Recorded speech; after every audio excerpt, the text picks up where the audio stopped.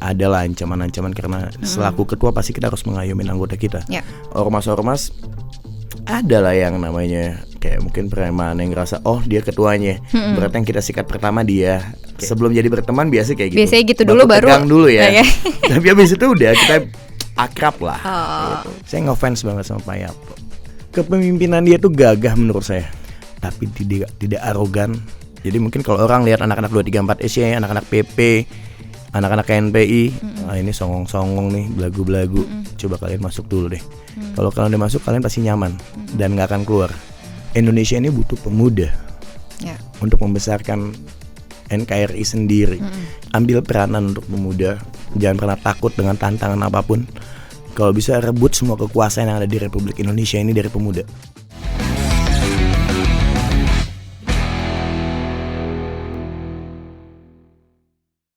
Halo M-Clubbers, balik lagi di podcast Gacor, gali cerita orang bareng gue Maya.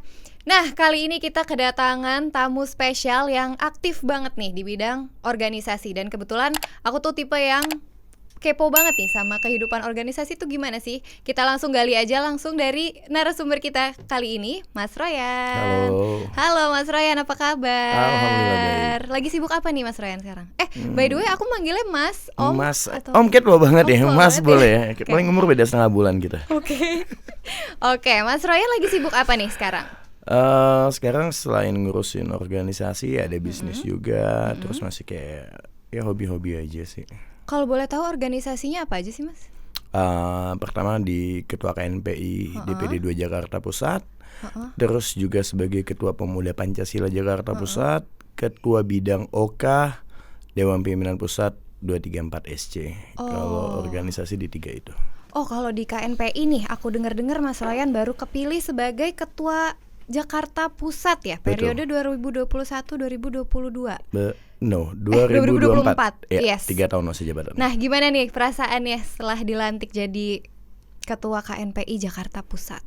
Biasa aja sih ya, karena memang awalnya nggak ada yang niat mau jadi Ketua KNPI, sama sekali nggak ada niatan ke sana. BI sindin aja sih. Bisa kepilih tuh gimana ceritanya? Jadi waktu itu KNPI Jakarta Pusat ini, DPD 2 Jakarta Pusat 6 tahun vakum. 6 tahun vakum. Ketua sebelumnya itu dia tinggalkan jabatannya tanpa vakum nih gimana nih? Dalam artian apa? Nggak ada kegiatan, nggak ada kepengurusan, ada tapi ada tapi kayak nggak ada gitu loh. Ada dan tiada lah ya. Sampai waktu itu sebelum Musda DKI, pemilihan DKI. Musda itu apa kalau boleh tahu? Musyawarah daerah. Musyawarah daerah, ya betul. Jadi waktu itu mau ada Musda. Kebetulan 2 tahun sebelumnya itu ada beberapa senior minta saya jadi ketua DPD 2 KNPI Jakarta Pusat. Cuman karena beberapa aktivitas kegiatan yang kayaknya nggak kayak handle ya. Sampai akhirnya H-1 minggu lah ya. H-2 minggu sebelum Musda, beberapa senior minta lah, ayolah bro lo jadi ketua KNPI, bantuin kita di KNPI, rapihin KNPI Jakarta Pusat.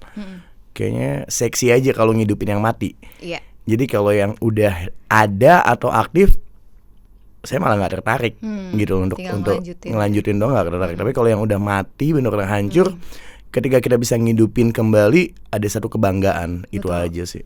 Akhirnya oke lah, kita ambil. Keren. Gitu. Kalau boleh tahu tugasnya apa aja sih Mas Royan sebagai ketua KNPI?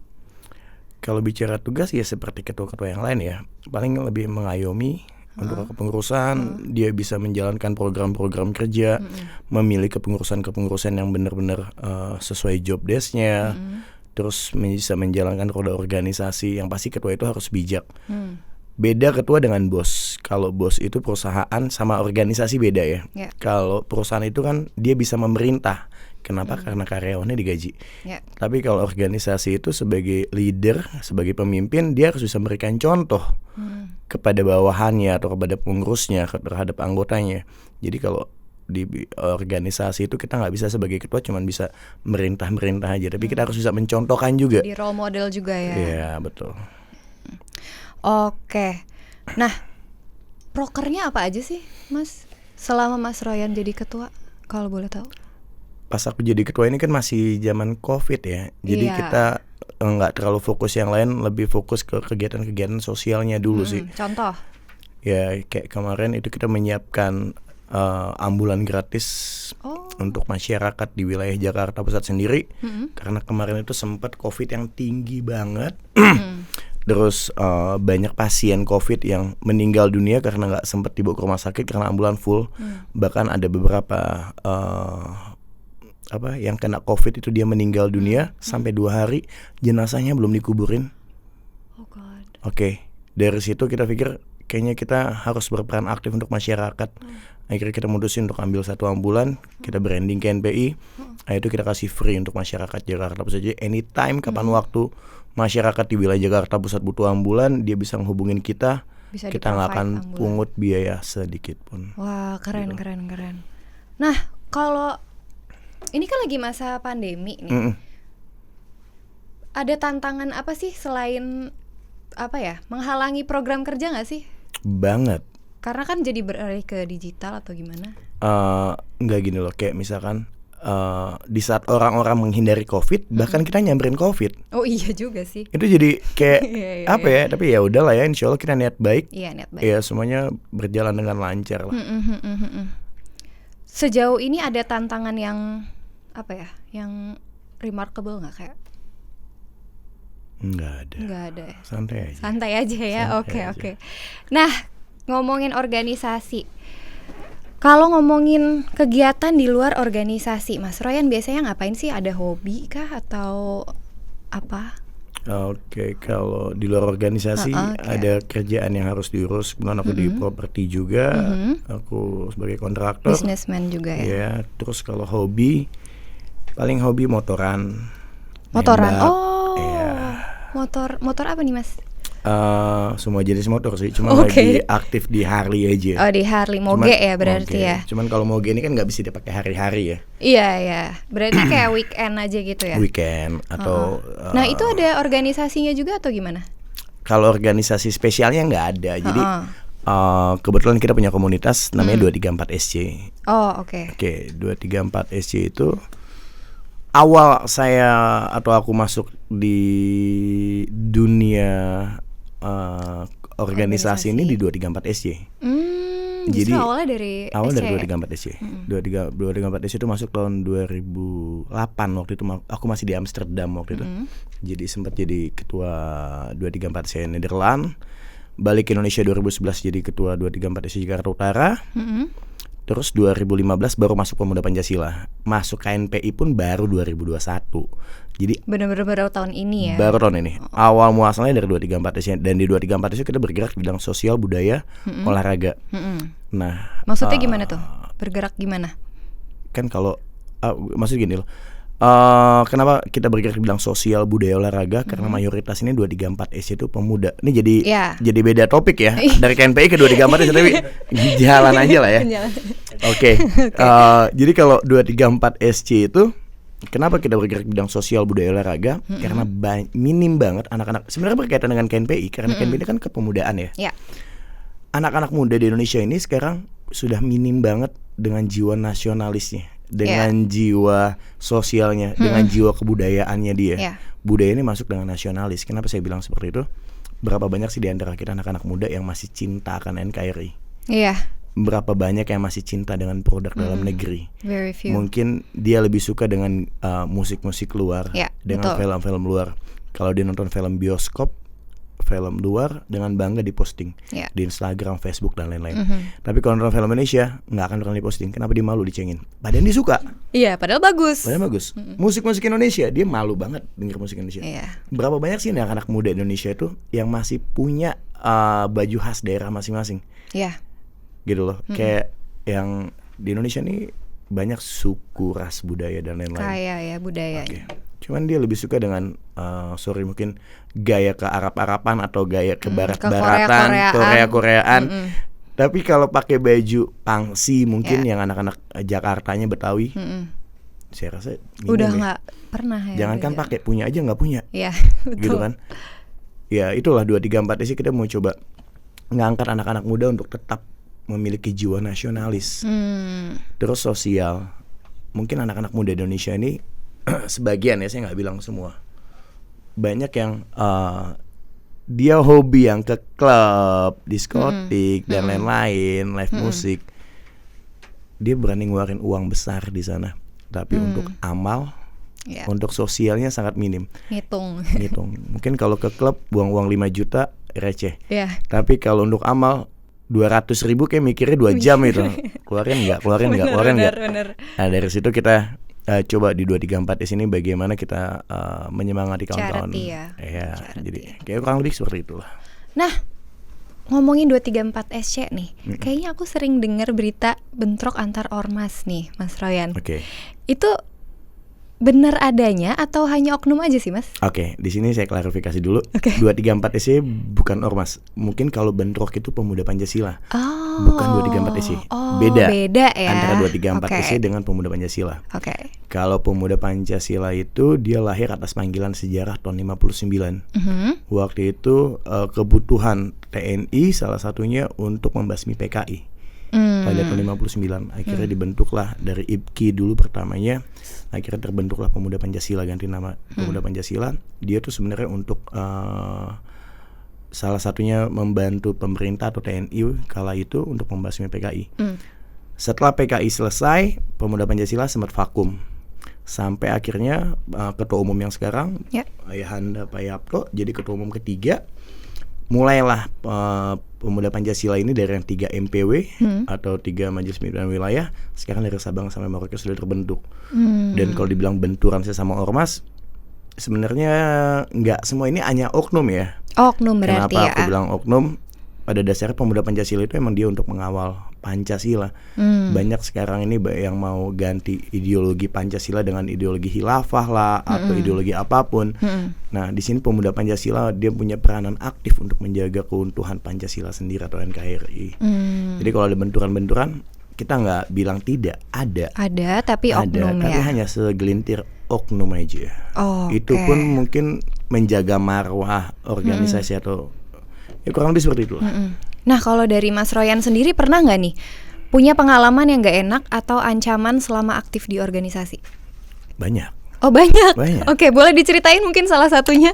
Yang belum lama ini aja ya, waktu kita punya anggota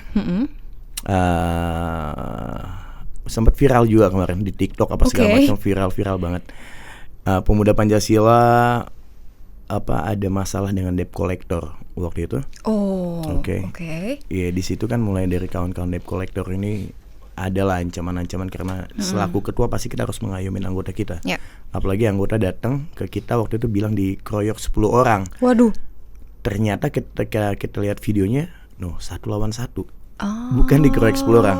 Agak dibesar-besarkan ya. Jadi kadang-kadang itu di oknum di antara keluarga kita nih ada yang mungkin dia malu, dia bilang ribut 1 lawan 1 kalah, akhirnya memprovokasi kawan-kawan yang lain untuk ngebantuin dia. Akhirnya sampai terjadi keributan lumayan besar, sampai akhirnya dipanggil polisian. Sempat saya juga di BAP kurang lebih 8-7 jam waktu itu. H-2 lebaran. Jadi pikirnya kayak gue lebaran di dalam nih. Tapi alhamdulillah enggak di dalam ya. Terus kalau dari yang ormas-ormas, ada lah yang namanya kayak mungkin preman yang ngerasa dia ketuanya, berarti yang kita sikat pertama dia, kayak gitu-gitu. Tapi awalnya biasa pertemanan seperti itu. Sebelum jadi berteman biasa kayak gitu. Biasanya gitu dulu, baru pegang dulu ya. Tapi habis itu udah kita akrab lah. Jadi akrab setelah ribut ya. Oke. Nah, kalau udah ngalamin kejadian kayak gitu, pernah nggak sih terlintas di pikiran tuh untuk gue nggak mau organisasi lagi gitu? Enggak, kalau saya pribadi enggak, tapi kalau keluarga intervensinya kuat. Jadi dari keluarga emang udahlah nggak usah gitu ya? Bahkan atau gimana? Sempat ada yang istri lah ya. Kamu milih organisasi atau milih aku? Kan berat juga tuh pilihannya. Gimana tuh? Kamu milih organisasi? Cuman ya kita ngasih pemahaman lah sama dia. Ya kita punya hobi kan? Kita punya hobi berorganisasi. Kenapa? Ya berorganisasi tuh nggak ada ruginya sebenarnya. Pemahaman kita tentang nasionalis, tentang negara dan lain-lain, memperbanyak teman, link bisnis. Jadi nggak ada ruginya.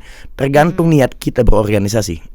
Kalau niat kita berorganisasi ingin jadi jago-jagoan atau ingin mampang cari muka Cari segala macam, nama, ya cari nama. Tapi kalau niat kita berorganisasi untuk belajar, Ya. ya kita nikmatin Ya, aja. koneksi juga luas Koneksi kan juga dari- luas, betul. Nah, balik lagi ke KNPI nih, Mas Royan. Menurut Mas Royan, arti KNPI itu apa sih personally? KNP ini kan dia Komite Nasional Pemuda Indonesia. Yes. Dia coba merangkul, merekrut semua pemuda-pemuda Indonesia, terutama OKP atau organisasi kepemudaan. Mm-mm. Jadi sebagai induk lah yang ngebawahin OKP. Karena OKP ini kan lumayan banyak. Ya. Kita bicara di Jakarta Pusat aja ada 116 OKP. Oke. Oke. Dia kan harus ada yang mengayomi lah ya, atau menyatukan dari seluruh OKP itu. Nah, inilah fungsi dari KNPI Jadi sendiri. tersentralisasi Iya, dari KNPI itu betul. sendiri ya. Oke.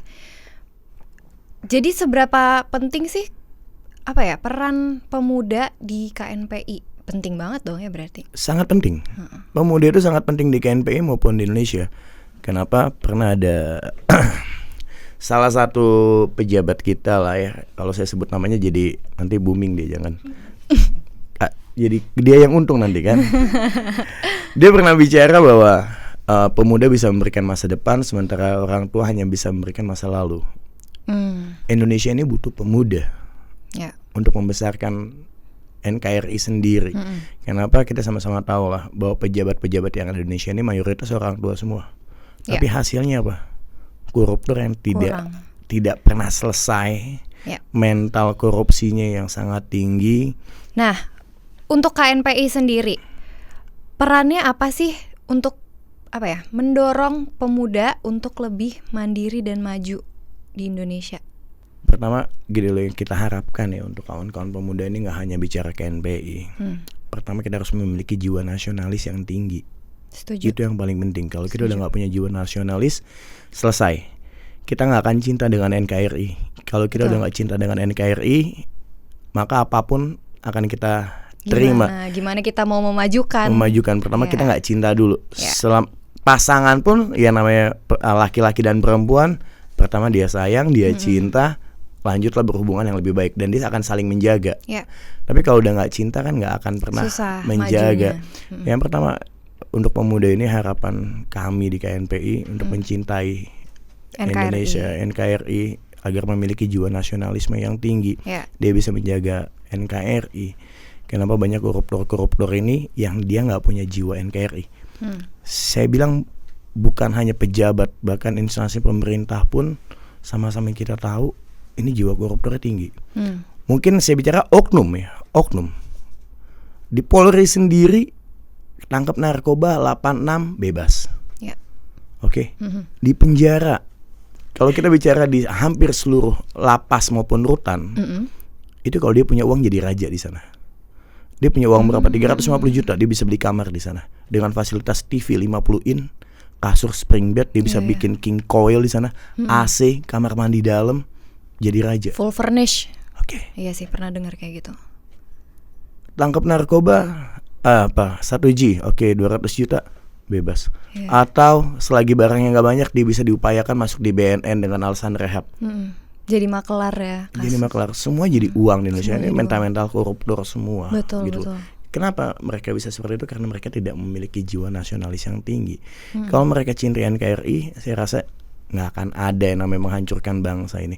Ya kalau kita bilang, bahkan pemerintah sendiri banyak tempat-tempat yang menghancurkan generasi bangsa dibiarkan buka, Iya. asal mereka Karena setoran. profit.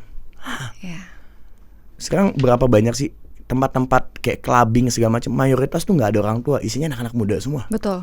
Di bawah 30 tahun. Betul. Kebanyakan. Di atas 30 biasanya dia udah jenuh Iya. dengan dunia hiburan seperti itu. Iya. Di bawah 30 tahun, bahkan banyak yang di bawah 20 tahun. Ini bisa menghancurkan generasi bangsa sebenarnya. Dikasih buka, yang ujung-ujungnya mental anak-anak muda di Indonesia ini jadi hancur. Nah ini yang kita harapkan kepada pemerintah juga, bahwa coba lebih diperhatikan. Jangan pengusaha-pengusaha dia bisa bayar lebih untuk perizinan atau melanggar perizinan yang ada, dibiarkan Jadi tetap seenaknya ya. jadi seenaknya. Ya kasihan lah generasi bangsa kita ini. Kalau bukan Anda yang mau menjaga anak-anak muda ini, siapa lagi? Betul. Mumpung Anda masih punya kesempatan sebagai pejabat, tolong lindungi kami kawan anak-anak muda ini. Kurang lebih seperti itu. Oke. Nah, dari keluarga Mas Royan sendiri mungkin ada yang aktif juga kah di bidang organisasi atau gimana? Sama sekali nggak ada. Sama sekali nggak ada. Jadi dari background keluarga Mas Royan Nggak sendiri ada. yang terjun di Betul. organisasi. Saya sendiri. Kenapa tuh? Kayak pasti dari keluarga ada yang menentang dong, kayak nggak usah lah ikut kayak gitu. Dari Mas Royannya gimana? Awal itu saya berorganisasi umur 17 tahun. 17 berarti SMA ya? Kelar SMA. Kelar SMA. Kelar SMA. Tapi dari sekolah emang udah hobi organisasi, seperti SD di Pramuka. Oh, OSIS juga. OSIS. SMP PMR sama marching band. Oke. SMA OSIS sama Paskibra. Berarti emang dari kecil udah hobi Udah ya? hobi, udah hobi. organisasi. Jadi udah mendarah daging kali ya. Kalau dibilang background keluarga nggak ada sama sekali. Tantangan dari keluarga bisa bilang nggak ada. Kenapa? Karena waktu umur 17 saya udah nggak punya orang tua. Oke. Waktu itu. Jadi nggak ada yang nentang. Kalau ada orang tua kan ada yang ngomel-ngomel Iya. gitu kan. Cuman karena nggak ada orang tua jadi nggak ada yang ngomel. Ya udah suka-suka aja. Terserah jadinya. Yang penting bertanggung jawab aja Iya. sih. Oke. Itu umur 17 ikut organisasi apa Mas kalau boleh tahu? 17 tahun tuh saya masuk di 234 SC. Oh, oke. Umur 17 tahun. Umur waktu 17 itu. tahun ya. Oh, oke. Kita ngomongin musik deh sekarang ya. Oke. Mas Royan nih, genre favoritnya apa nih Mas kalau boleh tahu genre musik? Dia lebih suka ke musik-musik lokal sih ya. Oke. Ya, Ya cinta NKRI ya, balik lagi ya. Musik Melayu. Musik Melayu. Ada lagu yang paling Dangdut saya- mungkin denger juga nggak? Dangdut suka. Oke. Dangdut suka, Melayu suka. Nice, oke. Berarti ini banget ya cinta produk lokal ya. Produk lokal. Produk lokal, oke. Nah, untuk Mas Royan bisa sampai seperti sosok sekarang nih, mungkin ada siapa tokoh yang menginspirasi Mas Royan? Jujur dari zaman kecil itu saya paling ngefans sama namanya Pak Yapto, Oke, Ketua Umum Pemuda Pancasila. Pemuda Pancasila. Kenapa tuh Mas kalau boleh tahu? Dia godfather banget ya. Oke, Dia how? direspeki sama seluruh orang, tapi tidak arogan. Bahkan bisa dibilang sama anaknya sekalipun dia nggak pernah main tangan. Dia selalu memberikan kebebasan kepada siapapun. Kayak ada apalah pemilihan apa, bahkan kalau dibilang kayak kemarin Pilpres sendiri ada yang ke Jokowi, ada yang ke Prabowo, dia nggak pernah mengintervensi. Dan kalau dibilang Pak Yapto itu jagoan, preman, ya preman, karena Indonesia butuh free man, Betul. laki-laki yang bebas gitu kan. Free man ya. Oke, jadi preman, iya kita preman, kita manusia-manusia yang bebas yang tidak pernah diatur oleh politik gitu loh. Saya ngefans banget sama Pak Yapto. Dia punya apa ya? Kepemimpinan dia tuh gagah menurut saya. Baik sama bawahannya, sama keluarganya pun penyayang, tapi bukan ditakuti tapi disegani. Sama pada zamannya ya, pada zamannya disegani oleh seluruh level angkatan-angkatannya dia gitu loh. Bisa dibilang dia berdarah Belanda Yahudi, ayahnya Solo, Jawa, tapi dia punya mental tuh hampir semua mental ada. Mental Batak ada, mental Padang ada. Kenapa saya bilang mental Batak? Batak tuh kalau orang dia udah teriak ngomong orang udah segan duluan. Mental Jawa ada, ngayomin Jawa. Mental Padang ada, Padang itu jago lobby-lobby. Kan gitu. Jadi emang satu sosok yang sangat menginspirasi ya buat saya Pak Yapto itu. Dari situ saya coba. Kebetulan saya punya sejarah dalam kehidupan bukan pahit sih, tapi lebih ke apa ya? Saya dari umur 17 tahun udah jadi tulang punggung keluarga, udah berdiri sendiri di kaki sendiri tanpa mengandalkan orang lain, baik orang tua ataupun siapapun. Di situ saya melihat bahwa mungkin saya punya nyali seperti itu karena terinspirasi dengan Pak Yapto ya. Dia satu sosok yang single fighter banget, dia nggak pernah mengandalkan orang lain, dia selalu berdiri di atas kakinya sendiri sampai 2017 dong. 2007 tuh waktu itu 234 SC dibuka untuk umum. Akhirnya dibukalah di Amsterdam waktu itu.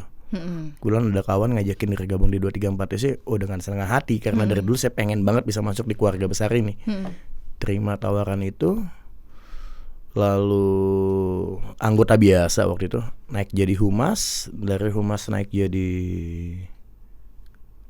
ketua Amsterdam, lalu jadi ketua Nederland. 2011 balik ke Indonesia jadi ketua Jakarta Utara. By proses lah semua sampai bisa sampai saat ini. Jadi kalau dibilang siapa yang punya andil besar dalam Royan bisa seperti saat ini, dua nama yang saya sebutkan, yaitu satu Mas Abi, putra dari Pak Yapto, kedua Pak Yapto sendiri. Berarti udah lama ya kenal Pak Yapto ya? Enggak, kenal Pak Yapto 2011. Tapi ngefans sama beliau emang dari dulu, dari zaman SMP ya. Dulu tuh masih yang kalau ngeliat 234 sih keren kayaknya. Iya, gagah. Anak-anak burju gitu kan, kayak kayak gangster gitu kan. Ya biasa kalau anak-anak SMP kan kayak kalau lihat yang wah anjir, kayak mafia banget nih gitu kan. Padahal pas kita masuk nggak seperti itu. Dia lebih ke sosialnya, lebih ke budayanya gitu loh. Cuman kan pemikiran kita dulu beda lah ya. Mungkin ngelihat dari luar sama dari dalam ternyata berbeda ya. Jadi mungkin kalau orang lihat anak-anak 234 SY, anak-anak PP, anak-anak KNPI, ini songong-songong nih, belagu-belagu. Coba kalian masuk dulu deh. Kalau kalian udah masuk, kalian pasti nyaman dan nggak akan keluar. Masuknya gampang, keluarnya susah. Oke. Gitu. Oke, diminum dulu boleh Mas? Thank you. Minumnya. Nah tadi kayaknya sempat cerita ya sempat di Belanda. Itu ngapain sih Mas? Awal itu Belanda mau kuliah. Kelar SMA, pas kuliah baru masuk, bahkan orang tua pisah. Oke. Jadi di situ kita turunin ego sedikit lah, karena keluarga besar mama kan waktu itu di Amsterdam ya tinggalnya. Ada restoran keluarga yang bisa kita kelola waktu itu. Akhirnya jadi ikut keluarga mama di sana. Ikut keluarga mama di sana, kita ngelola restoran. Jadi berhenti untuk kuliah. Kenapa? Karena saya sendiri harus menghidupi satu orang tua ibu, tiga adik, satu kakak waktu itu. Umur 17 tahun. Soalnya karena papa sama mama pisah, papa nikah lagi. Jadi keluarga dari mama dan kita ke kakak adik saya nih kurang inilah. Saya pikir kalau gue paksain diri untuk kuliah, gue bisa. Tapi keluarga gue nggak makan. Susah. Oke. Gue mutusin untuk gue berhenti.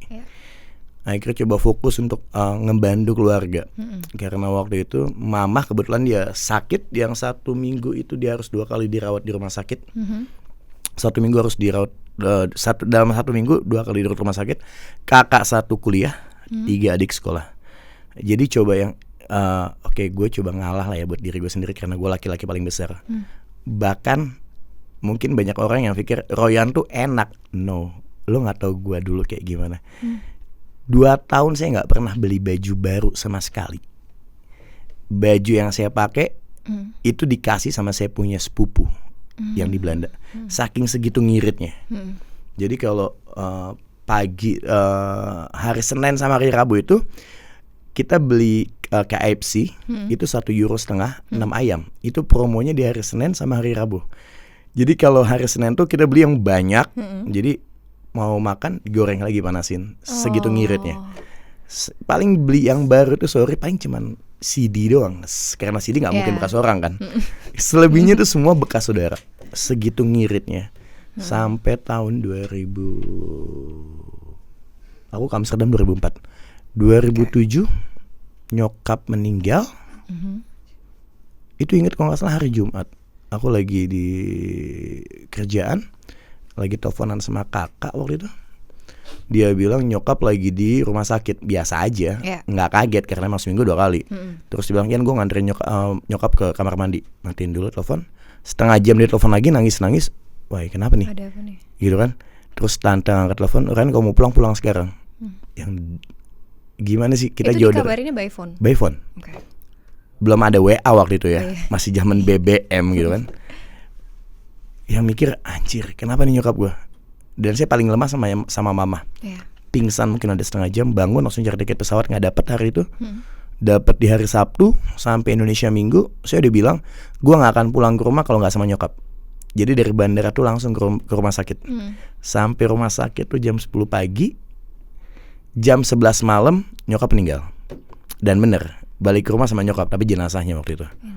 Oke, balik lagi ke Belanda, mulai nggak karuan. Sorry, saya pernah yang suka dengan narkoba, terutama ganja waktu itu. Karena udah kayak gue nggak punya pegangan hidup gitu loh ketika nggak ada nyokap. Setiap hari cuma mabuk, ganja, los. Terus yang nggak karuan, bener udah nggak karuan. 2 tahun kurang lebih, tapi mikir kalau gue kayak gini terus bodoh gue. Karena saya nggak punya tanggung jawab lagi. Jadi Kakak udah kelar kuliah, adik-adik udah kelar kuliah semua, gue nggak punya beban. Nyokap juga udah meninggal, nggak ada yang harus gue biayain.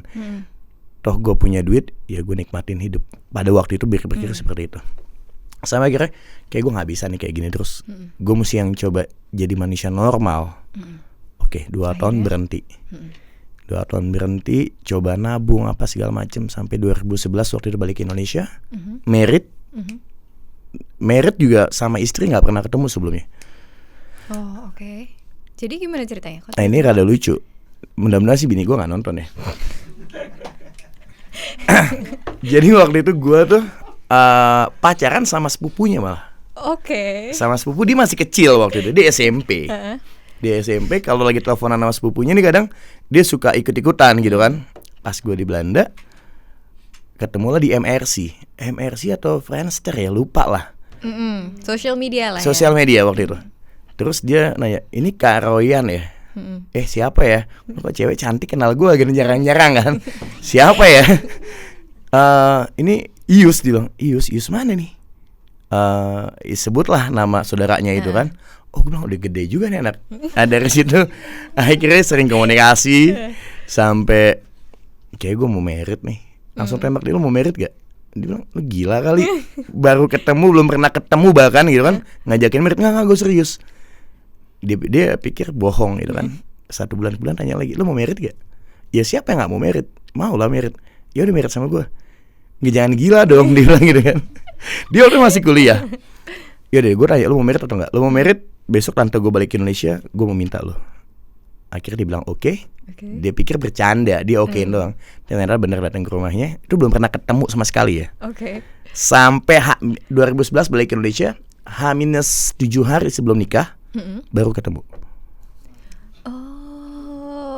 Jadi udah lamaran, udah tunangan baru semuanya, nggak ketemu. Kopi darat 7 hari sebelum nikah baru ketemu. Tapi sensasinya beda. Jadi pacarannya setelah nikah. Ya pacarannya setelah nikah jadi. Jadi nggak ada macam-macam dulu lah ya. Iya nih pancing berarti bukan organisasi aja nih, jadi kebuka semuanya nih ya. Nah tadi kan juga ngomongin bisnis nih Mas. Kalau boleh tahu bisnisnya di bidang apa aja ya? Aku di bidang kontraktor kebetulan. Kontraktor, properti berarti. Properti betul. Dari kapan Mas? 2012. 2011 itu balik ke Indonesia. Mulai pertama bisnis mobil, jual beli mobil.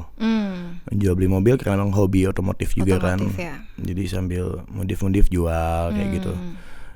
Terus 2012 kebetulan waktu itu saya ini hobi berani nerima tantangan. Jadi waktu itu ada temen dia mau ngebangun rumah. Saya nggak punya ilmu kontraktor apa arsitek sama sekali, nggak punya sama sekali. Lu bisa, gue lagi nyari kontraktor nih. Lu ada kenal gak? Nyari, gue kontraktor. Padahal gak punya ilmu bangunan sama sekali, gue kontraktor. Serius.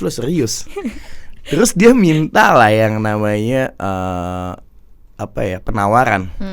Gimana cara bikin penawaran kontraktor nih, gak paham juga kan. Kebetulan ada tetangga kontraktor waktu itu, baru meninggal, namanya Konanang. Kok gue mau bangun rumah, kok gue minta penawaran dong. Dikasih lah penawaran sama dia. Ingat waktu itu harganya kalau nggak salah per meter dikasih 3 juta. Yang satu lah minta lagi dari kawan satu lagi dikasih harga 2.500.000. Kok beda jauh ya? Coba deh gue ambil tengah-tengah 2.750.000 waktu itu. Deal. Oke. Terus bangunnya gimana nih? Bingung. Kontraknya udah oke, tapi nggak tahu. Akhirnya lagi jalan-jalan gitu kan, nyari-nyari ada orang ngebangun rumah, samperin. Lu mau kerja sama, lu punya tukang lagi gak mandor? Punya tukang gak? Punya, buat di mana Pak? Sini. Oke. Berapa per meter? Hitung, masuk. Cari bahan material segala macam. Cari arsitek. Karena modal berani aja sih. Akhirnya ternyata gak sulit ya. Ngebangun rumah ternyata gak sulit gitu loh. Nah dari situ berlanjut lah. Jadi akhirnya bangun perumahan sendiri, ada di Depok, ada di Serang. So Cluster-cluster gitu cluster. Kebetulan aku juga main di security juga, pengadaan security. Oh gitu. Ya. Berarti ininya ya apa? Satpam, Iya. bodyguard. Oh. Ya. Apa Jadi sih? kayaknya kalau wanita cantik itu butuh pengawal. Oh iya boleh tuh bodyguard kali ya. Tapi kalau yang cantik ini bini gue jangan sampai lihat ya. Kayaknya yang awal cukup gua sendiri kalau yang ini. Iya. Grogi gue langsung minum dulu. Harapan Mas Royan untuk pemuda dan KNPI ke depannya. Ambil peranan untuk pemuda. Jangan pernah takut dengan tantangan apapun. Kalau bisa rebut semua kekuasaan yang ada di Republik Indonesia ini dari pemuda. Wow, how? Orang tua hanya bisa memberikan masa lalu. Anak muda bisa memberikan masa depan. Setuju. Mulai dari instansi, mungkin dari jabatan paling rendah, RT, RW, lurah, camat, bupati, gubernur, Ambil. presiden. Kalau bisa untuk seluruh anak muda, ambil posisi-posisi strategis. Jadikan diri kita bagian dari mengembalikan marwah NKRI. Kenapa NKRI udah gak ada marwah? Hampir 70% bangsa kita ini dijajah oleh luar negeri sampai saat ini. Ya, Kenapa saya bilang sampai saat ini? Mulai dari produknya, mayoritas produk luar. Ya. Tambang kita, aset-aset negara kita semua dibawa keluar. Kelola luar. Ya emang kita nggak dijajah dari fisik, tapi dari perekonomian kita dijajah. Sudah stop waktunya mereka orang-orang tua menjual aset negara kita. Jadi kita sebagai pemuda rebut semua kekuasaan di Republik Indonesia ini, kita kembalikan marwah NKRI menjadi negara seperti yang diharapkan oleh Bung Karno dan Bung Hatta. Merdeka. Oke, terima kasih Mas Royan sudah You're hadir di welcome. sini. Thank you so much for your Sama-sama. time. We had a great time. Thank you so much. So, M Clubbers, tetap saksikan episode-episode podcast Gacor berikutnya. Jangan lupa like, comment, dan share video ini. Dan juga jangan lupa subscribe YouTube channel M Club Indo. So, for one last time, I'm Maya Trainer signing off. Bye-bye.